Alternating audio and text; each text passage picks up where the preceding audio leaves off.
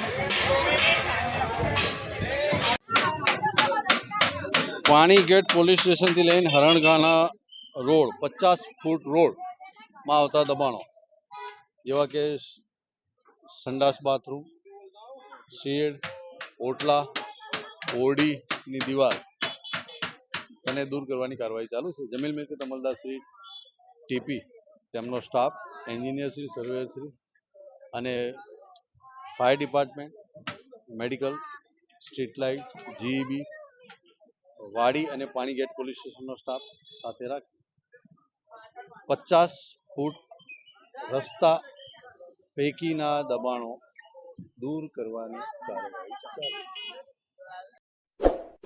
इस वीडियो को लाइक करें, हमारे चैनल को सब्सक्राइब कर बेल आइकन जरूर प्रेस करें